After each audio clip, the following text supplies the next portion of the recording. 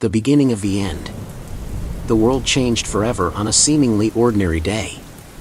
It began with a series of mysterious illnesses reported in remote villages and bustling cities alike. People fell sick with high fevers, uncontrollable shivering, and an insatiable hunger that no food could satisfy. Doctors were baffled, unable to pinpoint the cause or find a cure. Within days, the sick died, only to rise again with a mindless, violent hunger for human flesh. Governments tried to contain the outbreaks, imposing quarantines and martial law, but it was too late. The infection spread like wildfire, and soon, civilization crumbled under the relentless onslaught of the undead. Those who survived the initial chaos banded together, forming small, desperate groups clinging to the hope of survival. Chapter 1: The Survivors. In a small town called Hope's End, a group of survivors had managed to carve out a fragile existence. Led by a former police officer named Ethan, the group consisted of a diverse mix of people, each with their own stories of loss and survival.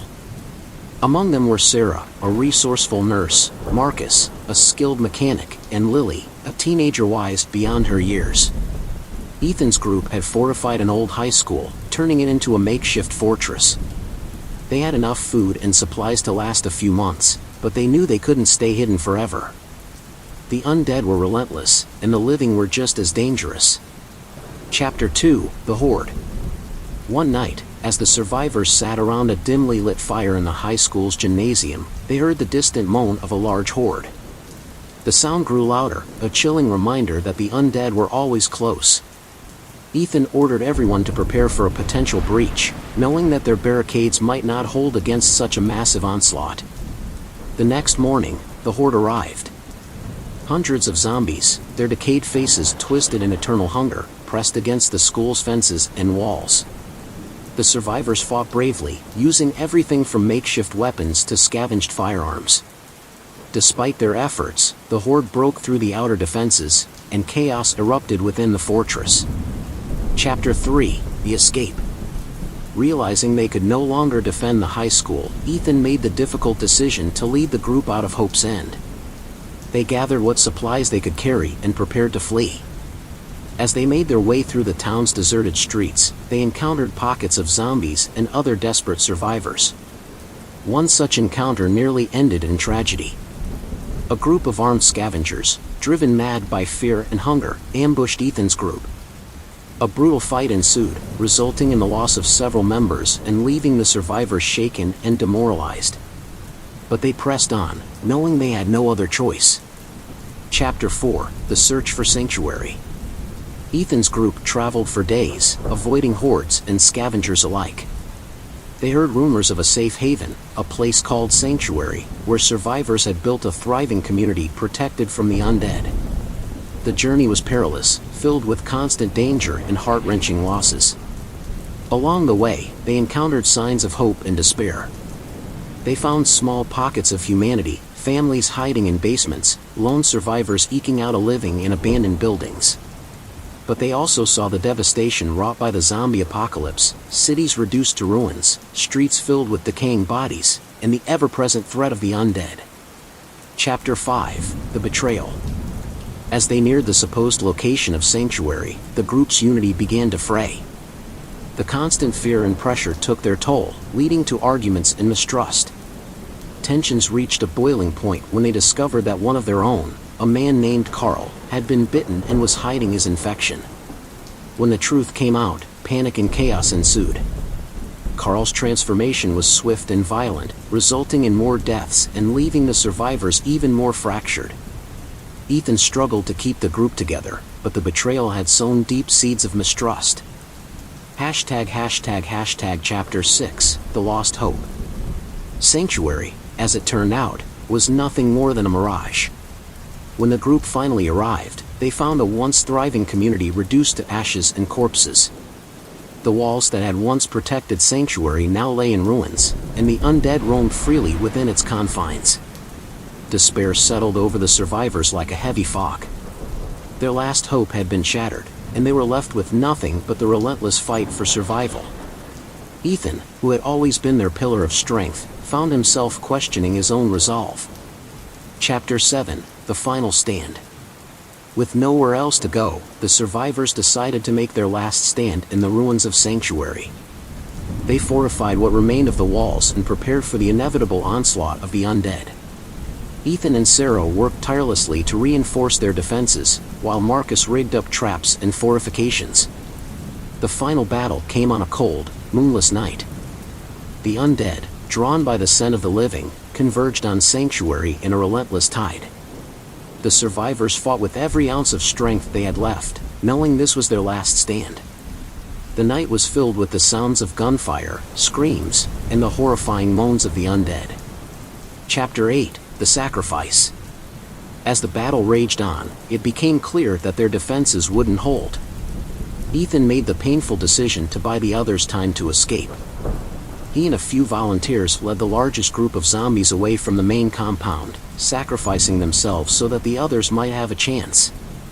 Sarah, Marcus, Lily, and a handful of others watched in horror as Ethan and his brave volunteers were overwhelmed by the horde. With tears in their eyes, they took the opportunity to flee, slipping out of Sanctuary and into the night. Chapter 9: The New Dawn. The survivors traveled through the night, exhausted and heartbroken.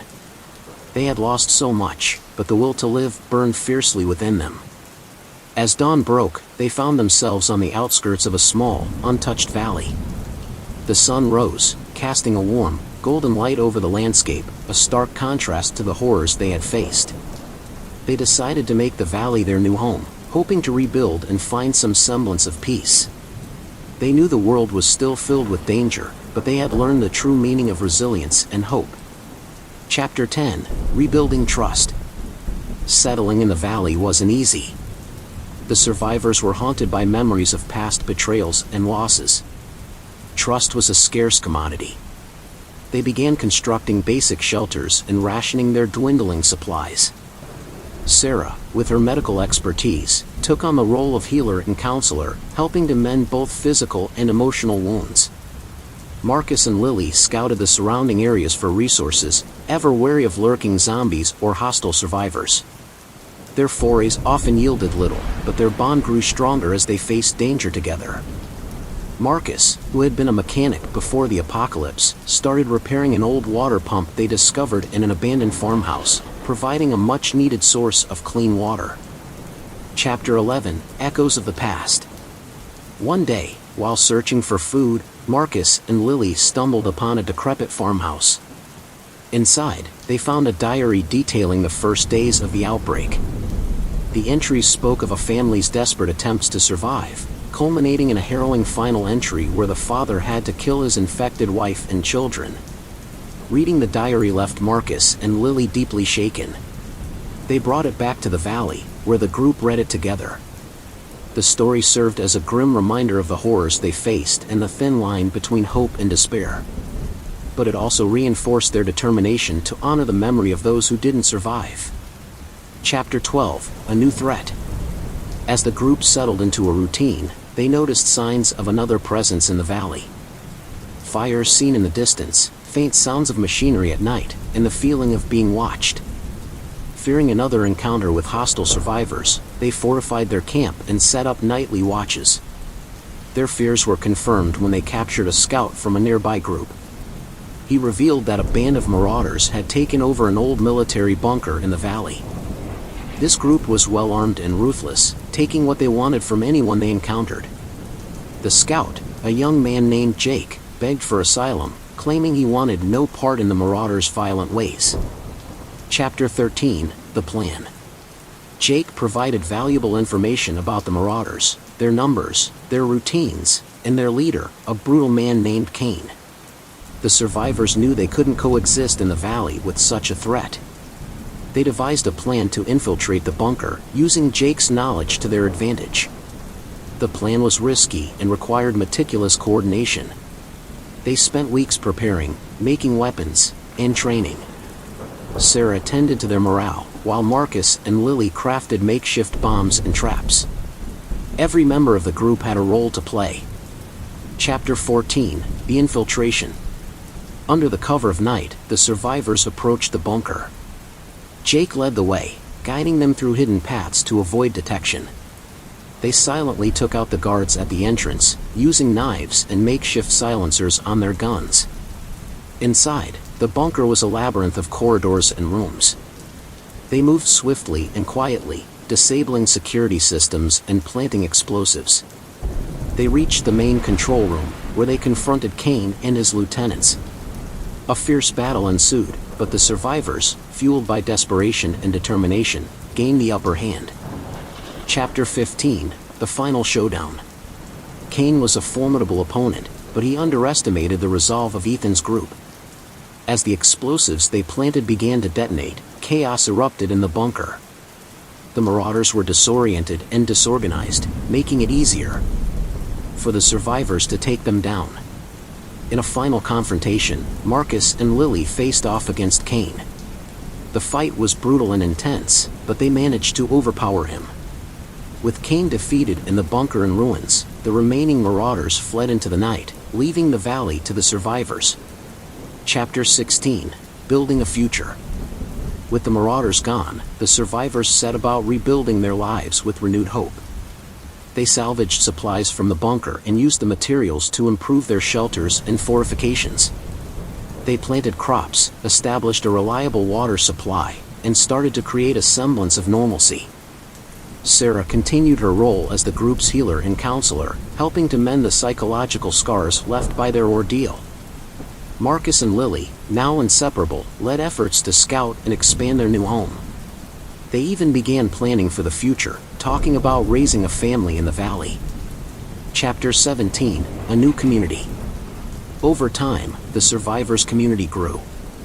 They encountered other groups of survivors, inviting those who shared their values to join them. The valley became a beacon of hope in a world overrun by the undead. They established rules, elected leaders, and created a society built on trust, cooperation, and mutual respect. Ethan's sacrifice was never forgotten. They named the main settlement Ethan's Rest, in honor of their fallen leader. His story, along with the stories of all those who had sacrificed so much, was told and retold, becoming a part of the community's collective memory and identity. Years later, the survivors of Ethan's group had built a thriving community in the valley. They honored the memories of those they had lost and taught the next generation about courage, sacrifice, and the enduring human spirit. The valley became a beacon of hope in a world still plagued by the undead, a testament to the strength and perseverance of those who refused to give up. The story of Ethan and his group was passed down through the years, becoming a legend of bravery and survival. The valley, now known as Hope's Dawn, stood as a reminder that even in the darkest of times, the human spirit could shine brightly, lighting the way to a better future. Don't forget to subscribe.